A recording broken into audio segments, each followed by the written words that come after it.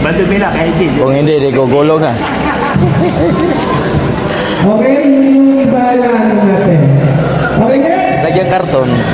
Yung nag-sky. Okay, awak pa rin yun. Hindi yung traveling, ha? Okay, good pa rin yun. Yung nag-sky na bola. Kasi sky, iba naman yung ginagawa ng iba. Walang firm control of the ball. 3 seconds violation. Stop 3 seconds!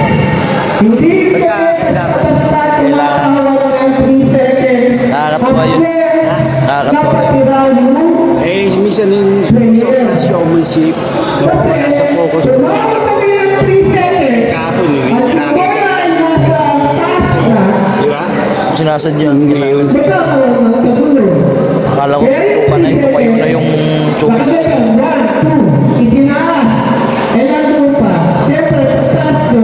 Kaya umalis niya.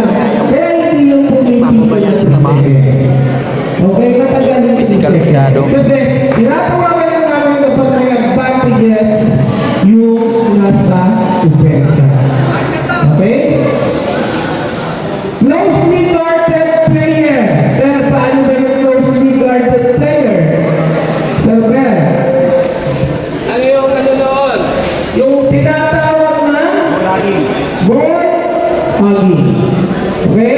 Yung dikit na para kayong gagawin dyan ay sir, paano yun? Yan. Yan. Okay, kapag yan na, wala mo at pinigilan niyo ako.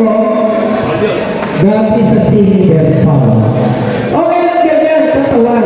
Pero ikukulong nyo, yan, ganyan. Ibibigay niyo siya. Okay? Para hindi kayo magpawa. Next, 8 seconds. Yan ang nangyari.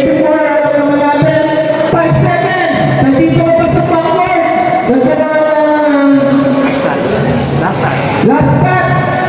May sinasabi na naman ng referee ano kung 3 seconds na lang ipasok mo. Okay?